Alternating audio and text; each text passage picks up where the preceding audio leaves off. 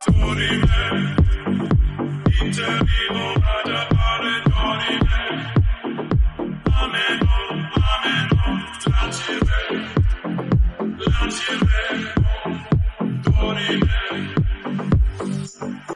We play trending நேயர்கள் எல்லாருக்குமே வணக்கம். நான் ஐசக். இன்னைக்கு வலைப்பேச்சு அந்தணன் அவர்களுடைய ஒவ்வொரு விஷயமும், அதாவது என்ன இதுவரையும் வந்து சினிமாக்குள்ள நடந்த பிரச்சனைகள் என்ன, இல்ல நடக்க போறது என்ன, இவங்களுக்கெல்லாம் இப்படிலாம் நடந்திருக்கு அப்படின்றத ரொம்பவும் சரிவர சொல்ல போறாரு. வாங்க கேட்கலாம். சார் வணக்கம். எப்படி இருக்கீங்க வணக்கம் சார்? வணக்கம் சிறப்பாக இருக்கேன். போன வாரங்கள் எல்லாமே நம்ம விழாக்களை பற்றி பேசிகிட்டு இருந்தோம். அந்த விழா தான் வந்து கோட் படத்தோட விழாவாக இருந்தது. ஸோ இப்போ அதோடைய ரியாக்ஷன்ஸ்லாம் என்னென்ன மாதிரி இருக்குது அப்படின்றது, இன்னும் இப்போ படம் வந்ததுக்கப்புறமும் சில படங்கள் வந்து நிறைய படங்கள் வந்து சரி அடுத்தடுத்த வாரங்களில் தள்ளி போட்டிருக்காங்க. இப்போ இந்த வாரம் வந்த படங்களில் வேறு ஏதாவது ஸ்பெஷல் இருக்க விஷயம், கோட்டில் என்னென்ன ஸ்பெஷல் நடந்த ரியாக்ஷன் அதை பற்றி சொல்லுங்கள். இல்லை, கோட்டில் என்ன ஸ்பெஷல்னு ஒன்றும் சொல்ல முடியாது. கோட்டு தொடர்பான நிறைய விவாதங்கள் ஓடுது ஓடலை அப்படிங்கிற சண்டை சச்சரவுகள் இதுதான் சோசியல் மீடியாவில் ஓடிட்டுருக்கு. நல்ல வேளையாக ஒரு 2-3 நாளைக்கு அஜித் ரசிகர்கள் கோட்டை விட்டுட்டாங்க. அது காரணம் என்னென்னா, வெங்கட் பிரபு அவர் அப்படியே எல்லாரையும் அரவணைச்சு தலை என் கூட இருக்கார் அப்படின்லாம் சொல்லி, தலை இந்த படத்தை பார்த்தாரு, தலை இந்த படத்தை பற்றி விசாரித்தார், அப்படி சொன்னார் இப்படி சொன்னார்னு ஒரே பில்டப்புகளாக ஏற்றி அஜித் ரசிகர் ஐயோ இருக்கும் போல இருக்குது அப்படின்னு சொல்லிட்டு அவரே ரசிக்கும் போது நம்ம இதை அடிக்கக்கூடாதுன்னு கொஞ்சம் ஒரு மாதிரி அமைதியாக அந்த படத்தை விட்டாங்க. அப்படியே மெல்ல அப்படியே வந்துட்டு இருக்கும்போது தான் திடீர்னு நடுவில் ஒரு பிரச்சனை. அஜித்துக்கு எதிரான ஏதோ ஒரு கருத்தை அவர் அறியாமல் வெங்கட் பிரபு சொன்னதா அவங்களா புரிஞ்சுக்கிட்டு வெங்கட் பிரபுக்கு எதிராக இறங்கி அடிக்க ஆரம்பிச்சிட்டாங்க. ஸோ அப்போ ஒரு கிட்டத்தட்ட கோட் ரிலீஸ் ஆனதுலேருந்து இந்த கோட்டு தொடர்பான பரபரப்புக்கு பஞ்சமே கிடையாது. அதே மாதிரி தமிழ்நாட்டை பொறுத்தளவுக்கு இந்த படம் ஓரளவுக்கு வசூல் பண்ணியிருக்கிறது. மற்ற மாநிலங்களில் பெரிய அளவுக்கு இல்லை. பட் எப்போவுமே விஜய் படங்களை பொறுத்தளவுக்கு அது தோல்வி படமாக இருந்தாலும் பிரேக் ஈவன் ஆகிடும். ஸோ இந்த படத்தை பொறுத்தளவுக்கு பிரேக் ஈவன் ஆயிடுச்சு. ஸோ அவங்க வந்து தப்பிச்சிட்டாங்க, அவ்வளோதான். Okay okay. இப்போ இந்த படங்களில் பார்த்தீங்கன்னா நிறைய ட்ரோல் வர ஆரம்பிச்சிருக்கு. இந்த ட்ரோல் பற்றி கொஞ்சம் சொல்லுங்கள். இல்லை, அதுதான் ட்ரோல் வந்து தவிர்க்கவே முடியாது. நீங்கள் என்ன சொன்னாலும் அதில் வந்து ஒரு ட்ரோல் வரும். நீங்கள் எவ்வளவு ஒரு நேர்மையான படத்தை எடுத்தாலும் அதுக்கு எதிர்மறையான கருத்துக்கள் வரும், ட்ரோல் வரும், எல்லாமே வரும். இந்த படத்தில் கூட இந்த யோகி பாபு ஏதோ ஒரு சுபாஷ் சந்திர போஸை பற்றி, அவர் பேர் சுபாஷ் சந்திர போஸ்ன்னு இருக்குங்கிறதுனால அது ஒரு பெரிய கூட்டம். அது எப்படி சுபாஷ் சந்திர போஸ்ன்னு வச்சிங்க ஒரு திருடனுக்கு, இதை வந்து நாங்கள் சும்மா விட மாட்டோம் அப்படின்னு சொல்லி ஒரு பக்கம் கிளம்பி வராங்க. ஸோ ஆக மொத்தம் வந்து படத்தை வந்து ஒரு பரபரப்பாக வச்சுருக்காங்க. அந்த படத்தை யாரும் மறந்துடக்கூடாது. அப்பப்போ நாங்கள் எதாவது சொல்லிகிட்டே இருப்போம். நீங்கள் அந்த படம் ஞாபகம் வந்து போய் தியேட்டரில் பாருங்கிற அளவுக்கு ஒரு பரபரப்பை க்ரியேட் பண்ணுறாங்க. ஸோ இப்படி எங்கேருந்து கிளம்பி வராங்கன்னு எனக்கு தெரில. இப்போ சுபாஷ் சந்திர போஸ்ன்னு பேர் படத்தில் வைக்கக்கூடாது, ஏன்னா அவர் திருடன் அப்படின்னா, இப்போ ஜெயிலில் காந்திங்கிற பேரில் பல பேர் கைதியாக இருக்கான். வந்து விட்ற முடியுமா அவங்கள? அதெல்லாம் இவங்களுக்கு யதார்த்தம் வேற. சரி, ஒன்றுமே புரிய மாட்டேங்குது. எல்லாத்துக்கும் ஒரு குறை கண்டுபிடிச்சா இல்லை ஒரு சண்டையை போட்டு அதில் கொஞ்சம் நேரம் கொடுக்குறாங்கிற ஒரு கூட்டம் ஒன்று இங்கே இருந்துகிட்டே இருக்கு.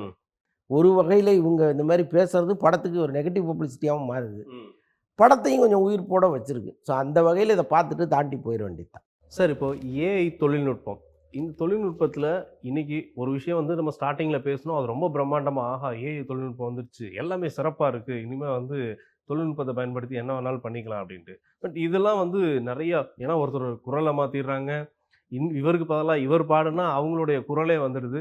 ஸோ இதெல்லாம் பார்க்கும்போது ஒரு பக்கம் பயமாகவும் இருக்குது. இதை பற்றின ஏதாவது ஒரு தகவல்? இல்லை, சினிமாவில் வந்து ஏஐ டெக்னாலஜி வந்து ஒரு மிகப்பெரிய ஆதிக்கம் செலுத்தும். அதெல்லாம் உணர்ந்து தான் கமல் வந்து அந்த ஏஐ டெக்னாலஜி படிக்கிறதுக்காக அமெரிக்கா போகிறார்.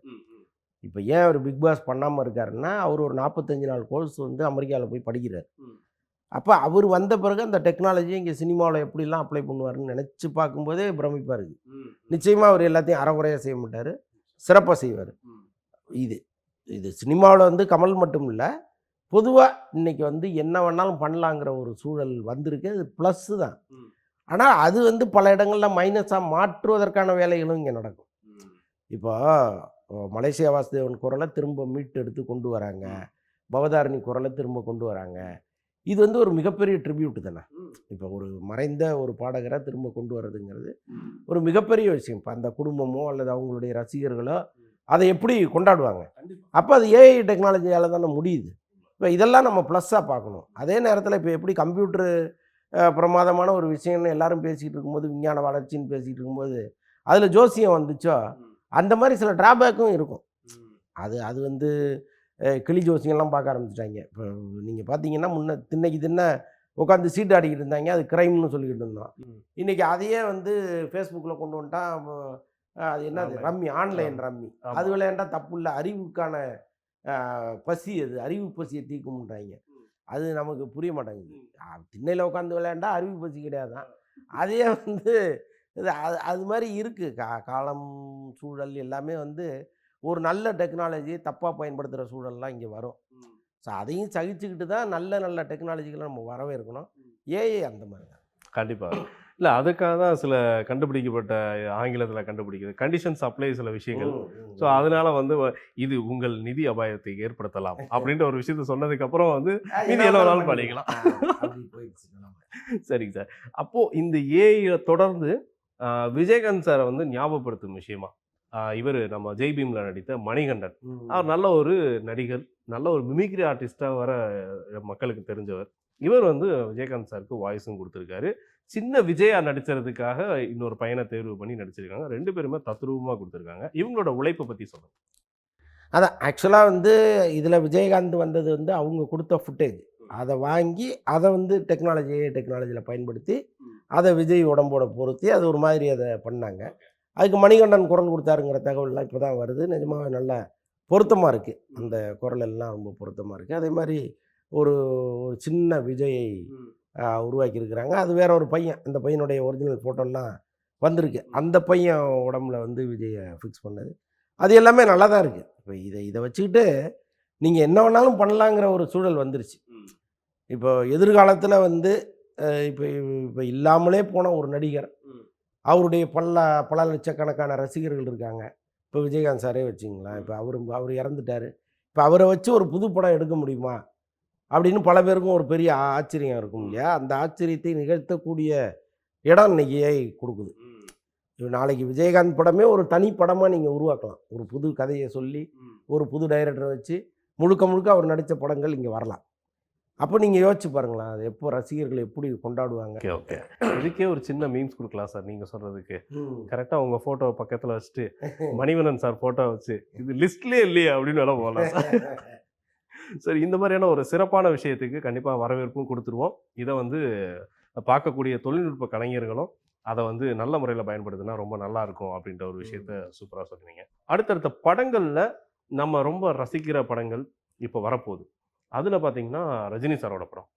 இப்ப இந்த வேட்டையனுடைய பெரிய அளவுல ஒரு பிரம்மாண்டமான ஒரு விளம்பரங்களோ, சில விஷயங்கள நம்ம பார்க்க முடியுது. அதுல ஃபர்ஸ்ட் சிங்கிளா வந்துட்டு அவருடைய பாடல் வந்திருக்கு. ஏன் அந்த பாடல்ல வந்து எப்பவுமே வந்து ரஜினி சார் வந்தா ஒரு தமிழ் என்ட்ரியா தான் இருக்கும். அதுல வந்து யாருடைய இசை புயலுடைய பாடல் இருக்கும். இப்போ இதை ஏன் வந்து சேட்டன் மன்னல்லே, சேட்டை செய்ய வண்ணல்லேன்னு சொல்லிட்டு அந்த மாரி போயிட்டாரு. இதுக்கான காரணங்கள்? இல்லைங்க, அது வந்து இப்போ அவர் படத்தில் மாத்தாடு மாத்தாடு மல்லிகைன்னுலாம் பாட்டு வந்துருக்கு. சரி. இப்போ மாத்தாடுங்கிறது தமிழ் வார்த்தையா? ஓகே. ஆனா ரசிச்சோம்ல. ஆமாம். அது மாதிரி வேறு லாங்குவேஜில் ஒரு வார்த்தையை எடுத்து போடுறதுங்கிறது ஒரு அட்ராக்ஷன். இப்போ இதே மலையாள படத்தில் தமிழ்லேருந்து ஒரு வார்த்தையை தூக்கி போட்டாங்கன்னு வைங்களேன், அங்கே அது ஒரு அட்ராக்ஷனாக இருக்கும். ஓகே. ஆந்திரா, தெலுங்கு இந்த மாதிரி எங்கேயே வேணாலும் ஒரு இன்னொரு பிற மொழியிலேருந்து ஒரு நல்ல வார்த்தையை தூக்கி போடும்போது அது வந்து ஒரு தனி அடையாளமாக மாறும். ஸோ அது மாதிரி தான் இந்த மலையாள அந்த வரிகளையும் நீங்கள் எடுத்துக்கணும். இன்னொன்று அவங்க எதிர்பார்த்த மாதிரி அது மிகப்பெரிய ஹிட்டு லிஸ்ட்டுக்கு வந்துருச்சு. அப்போ ஆரம்பத்தில் அது இந்த பாட்டு வரும்போது ஜெயிலர் அளவுக்கு இல்லையேன்னு நினச்சோம். ஆனால் இது அதை விட தாண்டி ஓடிட்டு இருக்கு. கிட்டத்தட்ட ஒரு 10 மில்லியன் பார்வையாளர்களை தாண்டி போய்கிட்டு இருக்கு. அதுக்கு முக்கியமான காரணம் வந்து அவங்க அந்த டான்ஸ் தான். இந்த டான்ஸு கொரியோகிராஃபு அது எல்லாருமே இன்றைக்கி எடுத்து ரீல்ஸில் போட்டு கலக்கிட்டு இருக்காங்க. அப்படி போயிட்டுருக்கு அது. ஆமாம். இப்போது அடுத்த படங்களில் இவர் இப்போ சார் வந்துட்டு சில அப்டேட்லாம் வந்து நிறையா இந்த படத்துக்காக சொல்லியிருக்காரு. ஏன்னா அவர் ரீசெண்டாக வந்து அந்த படத்துக்கு டப்பிங் கொடுத்ததெல்லாம் வந்து ரொம்ப வைரலாக சோஷியல் மீடியாவில் போயிட்டு இருந்தது. இப்போ கிட்டத்தட்ட அந்த படத்துக்கான முழு வேலைகளுமே முடிஞ்சதா? இப்போ தயார் நிலையில் இருக்கா வேட்டையன் படம்? இல்லை, அவர் வேலைகளை முடிச்சு கொடுத்துட்டாரு. ரஜினி சார் வேலைகள்லாம் முடிஞ்சிச்சு, டப்பிங்லாம் முடிச்சு கொடுத்துட்டாரு. இப்போ அதுக்கப்புறம் வந்து இந்த போஸ்ட் ப்ரொடக்ஷன் வேலைகள் வந்து போயிட்டுருக்கு. அதில் சில பர்மிஷன்ஸ் எல்லாம் சில இடங்களில் வாங்க வேண்டியது இருக்குது. இதெல்லாம் பண்ணிகிட்டு இருக்காங்க. அவங்க இது பிளான் பண்ண மாதிரி அக்டோபர் 10ங்கிறது அவங்க பிளானாக இருக்குது. ஓகே. அதில் ஏதாவது முன்ன மாற்றம் வருமாங்கிற மாதிரியும் சொல்லிட்டு இருக்காங்க வெளியில். பட் இது வரைக்கும் கம்பெனி வந்து பட நிறுவனம் இதில் மாற்றம் இருக்குன்னு சொல்லலை. அவங்க ம். அறிவித்த தேதியில் அவங்க உறுதியாக இருக்காங்க. ம். அவங்களா தானே சொல்லணும். நிச்சயமா. இல்லைங்க அந்த தேதியில் வரலைங்கிறத அவங்க சொல்லணும். இது கண்டிப்பா. வரைக்கும் சொல்லலை. ஓகே. சரி, இப்போ ஒரு ஜெயம் ரவி அவர்கள் படங்கள் எல்லாமே தத்ரூபமா இருக்கும். அப்புறம் எஸ்பி ஜனநாதன் சாரோட டைரக்ஷன்ல வந்த படம் பேராண்மை. சூப்பரான ஒரு படமும் கூட. இப்ப அந்த மாரி படங்கள்லாம் நடிச்சதுல நமக்கு ஜெயம் ரவி அப்படின்றது நமக்கு பக்கத்து வீட்டு பையன்ற மாரி ஒரு விஷயம். பட் இப்ப நெறைய படங்கள் வேற அடுத்தடுத்த படம் பண்ணிட்டு இருக்காரு. பிரதர் அப்படின்ற படம் கூட வருது ராஜேஷ் அவரோட டைரக்ஷன்ல. ஸோ இருந்தாலும் இப்போ அவருடைய லைஃப்ல நல்லா போயிட்டு இருக்க ஜர்னி ஒன்று இருக்கு. இந்த ஜர்னில வந்து ஒரு விஷயம் ஸ்டார்ட் ஆகுது. தன்னோட மாமியார் வந்து புரொடக்ஷன் பண்றாங்க. அந்த ப்ரொடியூஸ் பண்றதுல ஒரு சின்ன தலையீடு இருந்தது. தலையீட்டுல இருந்து ஒரு பிரச்சனை ஆரம்பிச்சது. இது எல்லாருக்குமே தெரியும். இதுக்கப்புறம் நடந்த விஷயங்கள், இதுக்கப்புறம் அவருக்கு நடக்க போற நல்ல விஷயங்கள் இத பத்தி சொல்லுங்க. இல்லைங்க இப்போ அவர் லைஃப்பில் இப்போ ஒரு புயல் வீசிக்கிட்டு இருக்கு. ஒரு மனைவியை விவாகரத்து பண்ணுறதுக்காக நோட்டீஸ் அனுப்பிச்சிருக்கிறாரு. அவங்க ஒரு பக்கம் அவர் தன்னிச்சையாக எடுத்த முடிவு அது, என்னை கலந்து ஆலோசிக்கல அப்படின்னு அவங்க சொல்கிறாங்க. நான் அவரை சந்தித்து விளக்கம் கொடுக்க ட்ரை பண்ணுறேன், பட் அவரை ரீச் பண்ண முடியல அப்படின்னு அவங்க சொல்லியிருக்காங்க. இப்போ இந்த 2 பிரச்சனையுமே இன்றைக்கி மக்கள் வந்து ரொம்ப கவனமாக பார்த்துட்ருக்காங்க. இந்த அளவுக்கு ஒரு குடும்பம் போக வேண்டிய அவசியம் இல்லை. நிறைய கருத்து வேறுபாடுகள் இருக்கலாம். அதை வந்து தீர்த்து வைப்பதற்கான நிறைய சொல்யூஷன்ஸ் இங்கே இருக்குது. இப்போ இந்த பக்கம் எடிட்டர் மோகன் சார் ஆகட்டும், அந்த பக்கம் அவங்களாகட்டும், 2 பேருமே வந்து ஒரு ஒரு ஒரு அனுபவம் வாய்ந்த ஒரு இடத்துல இருக்காங்க. அவங்களுடைய ஏஜ், அவங்க எவ்வளவு கடந்து வந்திருப்பாங்க, நிச்சயமா. அவங்க லைஃப் எல்லாமே பார்த்து இந்த இவங்கெல்லாம் சின்னஞ்சிறுசுகள் தானே அவங்க பார்க்கும்போது. அப்போ இதை ரொம்ப ஈஸியாக ஹேண்டில் பண்ணியிருக்கலாம். ஒருவேளை எனக்கு என்ன தோணுது அப்படின்னா, அவங்க பார்வைக்கே இதெல்லாம் போகாமல் இவங்க ஒரு அவசரப்பட்டு சில முடிவுகள் எடுத்துட்டாங்களோங்கிற மாதிரி தான் நமக்கு தோணுது. இன்னமும் காலம் இருக்குது. இப்போ தொடர்ந்து பெரியவங்க பேச ஆரம்பிச்சிருக்காங்கலாம் சொல்கிறாங்க. இதுக்கிடையில் இந்த திருமணம் நடப்பதற்கு காரணமானவர் குஷ்பு. 2 பேருக்குமான காதல் அருமுணத்துக்கும் அவங்க ஒரு காரணமாக இருந்திருக்காங்க. அதற்கப்புறம் இந்த திருமணம் நடப்பதற்கு அவங்க ஒரு நிறைய ஃபைட் பண்ணி கல்யாணம் பண்ணி வச்சுருக்காங்க. இன்றைக்கி இப்படி ஒரு விரிசல் வந்திருக்கும் பொழுது அவங்க இறங்கி அதை பேசுனாங்கன்னா ஓரளவுக்கு இதை பேசுகிறதுக்கு திரும்ப சேர்த்து வைப்பதற்கெல்லாம் வாய்ப்புகள் இருக்குது. ஸோ இதெல்லாம் நடக்குமான்னு தெரியல. பட்டு ஜெயம் ரவி வந்து ஊர்லேயே இல்லை. அவர் கோவாவில் இருக்கார். கிட்டத்தட்ட ஒரு 5 மாதமாக அந்த பகுதியில் தான் அவர் இருக்கார் அப்படின்லாம் சொல்கிறாங்க. இப்போ அவர் இங்கே வந்தால் தான் என்ன பண்ணலாம் ஏதுங்கிறதெல்லாம் தெரியும். ஸோ இதற்கான முயற்சிகள் இங்கே நடந்துகிட்டு இருக்குது தொடர்ந்து. ஸோ அதனால் அது பாசிட்டிவான ஒரு இடத்துல தான் போய் நிற்கும். Okay, okay. இப்போ சமீப நாட்களா வந்து பார்த்தீங்கன்னாக்கோ, ஜீவாவுடைய விஷயங்கள், ஜீவா வந்து அங்க இங்கேன்னு ஏதாவது ஒரு விஷயங்கள ஜாலியா சுத்திட்டு இருக்கக்கூடிய ஒரு மனுஷன். இப்போ என்னடான்னா, அவரு எந்த வார்த்தைகள் விட்டாலுமே அது ரொம்ப சர்ச்சைக்கு ஆயிடுது. இல்லன்னா அவரே சர்ச்சைக்குள்ள மாட்டிக்கிறாரு. ஸோ இப்போ ரீசென்ட்டா கூட ஒரு விபத்துல கூட மாட்டுனாரு. ஸோ வந்து நல்ல பை லக் வந்து அவருக்கான எந்த ஒரு இது இல்ல. ஸோ நல்லபடியா இருக்காரு. இப்போ இவரு இந்த பிரச்சனை இதெல்லாம் சேர்ந்து இந்த விபத்து, இதுக்கு இடையில நடந்தக்கூடிய என்னென்ன பிரச்சனைகள் அவருக்கு இருக்கு? இல்லைங்க, அவர் எங்கேயோ ஒரு கடை திறக்க போனார். அங்கே வந்து இந்த ஹேமா கமிட்டியை பற்றி கேட்குறாங்க. அவர் டென்ஷன் ஆகிட்டார். அதுக்கு இந்த இதுவாக இடங்கிறாரு. அது அப்படி ஏதோ கொஞ்சம் வார்த்தைகள் தடித்து அவர் ரிப்போர்ட்டர்கள்ட்ட சண்டை போட்டு வந்துட்டார். அடுத்து ஒரு வாரத்தில் நிகழ்ந்தது ஒரு மிகப்பெரிய சோகம். நல்ல வேலையாக அவர் வந்து தப்பிச்சிட்டார் அந்த விபத்துலேருந்து. ஹைவேஸில் அவ்வளோ காரை பார்த்தாலே பயங்கரமாக இருக்குது. அவ்வளோ பெரிய விபத்து ஏற்பட்டிருக்கு. அங்கே போய் ஒருத்தன் செல்ஃபி எடுக்கணும்னா எவ்வளோ கோவம் வரும். அடிக்காமல் விட்டார் அவர். நிஜமாக வேறு யாராவதுன்னா அடிச்சிருப்பாங்க. அங்கே எவ்வளோ பதட்டம் இருக்கும். நம்ம உயிர் பிழைச்சிருக்கோமே. சாதாரண சைக்கிளில் போய் யார் முடியாவது மோதிட்டாலே கையெல்லாம் நடக்கணும். கண்டிப்பாக. அப்படிப்பட்ட சூழலில் இவ்வளோ பெரிய விபத்து நடந்திருக்கு. இதை எப்படி ஃபேமிலியை ரெக்கவர் பண்ணி இன்னொரு காரை பிடிச்சி போக வேண்டிய இடத்துக்கு போகணும், இந்த காரை ரெக்கவர் பண்ணி எடுத்துகிட்டு வரணும், இதுக்கு இன்சூரன்ஸ், எவ்வளோ வேலைகள் இருக்குது. எவ்வளோ பெரிய பதட்டமாக இருக்கும். அந்த நேரத்தில் வந்து சார் செல்ஃபின்னா எவ்வளோ கண்டிப்பாக கண்டிப்பாக நான் அந்த இடத்துல சிவகுமார் இருந்தால் என்ன இருக்கும்னு யோசிச்சுப்பேன். நல்ல வேலை ஜீவாவாக இருந்ததுனால அறிவு இருக்கா அவனுக்கு பிடிச்சி திட்டி அனுப்பிச்சி விட்டார். பட் அவர் இருந்தால் பாஞ்சு கடிச்சு விட்டுருப்பாரு. அவ்வளவு ஒரு மோசமான மனிதர்கள் இங்கே இருக்காங்க. இவங்களுக்கு வந்து அவ்வளோ பெரிய இக்கட்டான சூழல்லையும் அவர் வந்து ஒரு ஃபிலிம் ஸ்டாருங்கிற மாதிரி பார்க்குறேன். ஒரு முறை விஜய் சொல்லியிருந்தார். விஜயுடைய நெருங்கிய உறவினர் ஒருத்தர் இறந்துட்டார். நெருங்கிய உறவினர். அவன் கண்ணீரும் கம்பளையுமா போய் உட்காந்துருக்காரு அவர். அங்கே வந்து தலைவான்னு கத்துறான். அப்போல்லாம் அந்த செல்ஃபோன் இல்லை. செல்ஃபோன் இல்லாத காலம். தலைவான்னு கத்துறான், தெய்வமேன்றான். ஒரே கூட்டம் கூடி கோஷம் போடுறாங்க. அப்போ இவருக்கு எவ்வளோ கோவம் யோசிச்சு பாருங்கள்.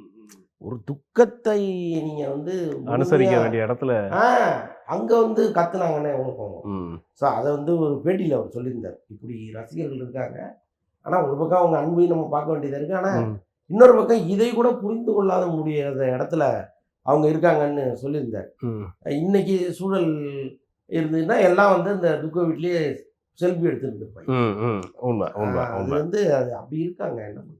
கண்டிப்பா. இல்ல அந்த அளவுக்கு ரொம்ப ஆத்மார்த்தமான ஒரு அன்பு. இல்லை அது இதெல்லாம் வேற. ஆத்மார்த்தம் இல்லைங்க, அடிக்கணுங்க. ம். எப்படி நீங்கள் வந்து ஒரு துக்க வீட்டுக்கு ஒருத்தர் வந்திருக்கிறாரு, அவர் மனசு என்ன இருக்கும் எது அதெல்லாம் கண்டிப்பா பார்க்க வேணாம். கண்டிப்பா. அங்கே ஒருத்தர் ஆக்சிடென்ட் ஆகி பொண்டாட்டி பிள்ளைலாம் இப்படி இருக்கு, என்ன பண்ணுறது தவிச்சிட்டு இருக்கும், ஒருத்தன் செல்ஃபி எடுக்கிறாங்க. தவறுதான் தவறு. எப்படி நீங்கள் அவனை வந்து நிச்சயமா. திட்டாம வருவீங்க? கண்டிப்பா. 100% செஞ்சது சரி. ம் ஒன்றும் இல்லை, அஜித் விஜயும் ஒரு படத்தில் இருக்காங்கன்னு சொன்னால் அதோட பிஸ்னஸ் எங்கே இருக்கும்? இல்லை அவரை சார்ந்தவர்கள் சொல்கிறது என்னன்னா, இந்த 69ஓடு அவர் நிறுத்திடுவார், இதற்கப்புறம் முழு நேரம் அரசியல் தான் சொல்கிறாங்க. இப்போ அதுக்கேற்ற மாதிரி தான் அவர் அடுத்தடுத்த படங்கள் எதுவுமே கமிட் பண்ணல, யார்ட்டையுமே கதையும் கேட்கல. வந்து விழும். இப்போ வடிவேல் ஒன்று ஆரம்பிப்பார், அவர் ஒன்று போடுவார், இவர் ஒன்று போடுவார், அந்த இடமே கலகலன்னு ஆகிவிடும், தியேட்டரே வேறு மாதிரி தெரிக்கும்.